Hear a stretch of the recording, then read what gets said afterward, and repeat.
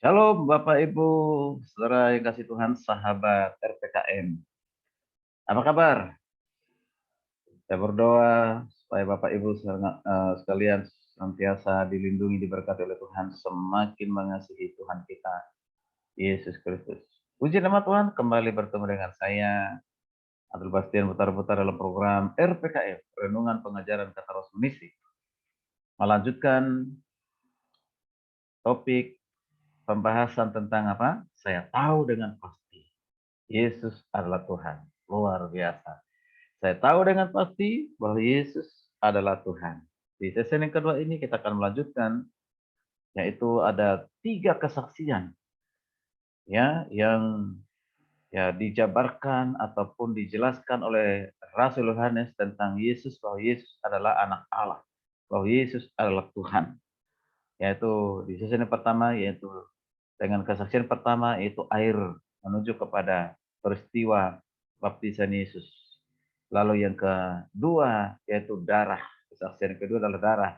Ini merujuk atau menunjuk kepada kematian Yesus di kayu salib. Nah, oke. Jadi kita lanjutkan lagi ayat firman Tuhan yang mengatakan, saya baca lagi, inilah dia yang telah datang. Dia yang datang maksudnya Yesus. Dia yang telah datang dengan air dan darah. Air dan darah, oke. Yaitu Yesus Kristus. Ya, bukan saja dengan air dan darah, tetapi dikatakan apa? Dengan roh lah ia yang memberi kesaksian. Dan roh lah yang memberi kesaksian, karena roh adalah kebenaran. Jadi yang ketiga, kesaksian yang ketiga itu apa? Yaitu adalah Roh Kudus, atau disebut dengan roh Allah. Jadi Roh Kudus itu diutus untuk apa? Memberi kesaksian tentang siapa? Tentang Kristus.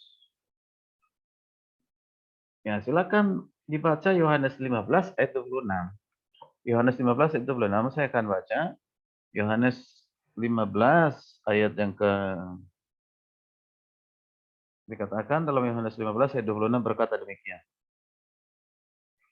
Jikalau penghibur yang akan kuutus dari Bapa datang, yaitu Roh kebenaran, yang keluar dari Bapa, ia akan bersaksi tentang aku. Roh Kudus yang diutus itu, Roh penghibur itu, Parakletos itu, akan bersaksi tentang siapa? Akan bersaksi tentang Yesus. Nah, kemudian dikatakan juga dalam ayat yang ke-16. Pasal yang ke-16, maksudnya pasal 16 ayat 14 demikian. Yesus berkata demikian, iya, ya itu adalah apa?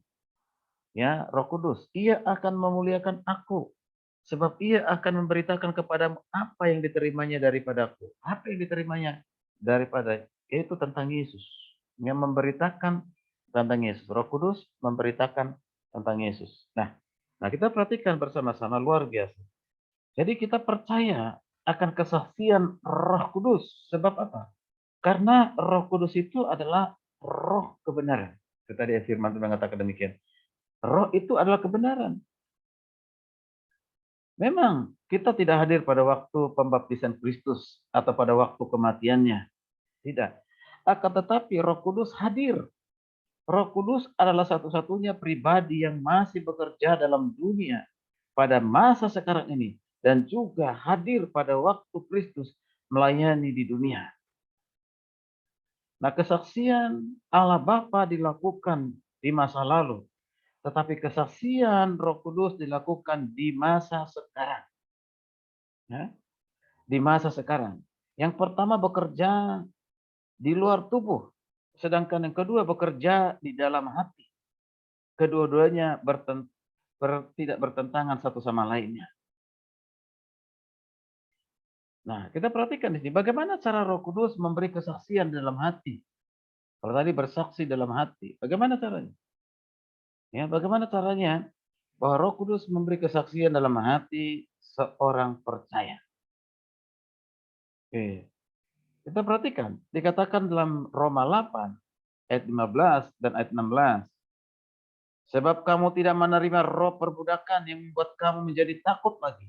Tetapi kamu telah menerima roh yang menjadikan kamu anak Allah. Oleh roh itu kita berseru, ya Aba, ya Bapa. Roh itu bersaksi bersama-sama dengan roh kita bahwa kita adalah anak-anak Allah. Kesaksiannya adalah kesaksian di dalam batin kita yang mengatakan bahwa kita adalah kepunyaan Kristus. Luar biasa. Jadi Bapak Ibu saudara kasih Tuhan, Roh Kudus adalah roh yang diutus oleh Bapa, diutus oleh Yesus datang ke dunia ini. Roh Kudus itulah yang disebut roh kebenaran itu. Yang bekerja sekarang ini di dunia ini. Dan Roh Kudus itu adalah saksi dan menyaksikan bahwa Yesus Kristus adalah Tuhan bagi manusia pada saat itu. Selama Roh Kudus tidak bekerja bagi diri seorang, maka dia tidak akan pernah percaya, maka dia tidak akan pernah beriman kepada Yesus. Justru dia akan menghinanya, mengolok-oloknya, karena dia belum dijamah oleh Roh Kudus. Hanya dengan pekerjaan Roh Kuduslah orang bisa mengakui bahwa Yesus Kristus adalah Tuhan. Tanpa Roh Kudus, tidak seorang pun akan dapat mengakui Yesus Kristus adalah Tuhan. Itu adalah pekerjaan dari Tuhan sendiri. Memang banyak orang tidak mengerti siapa itu Roh Kudus.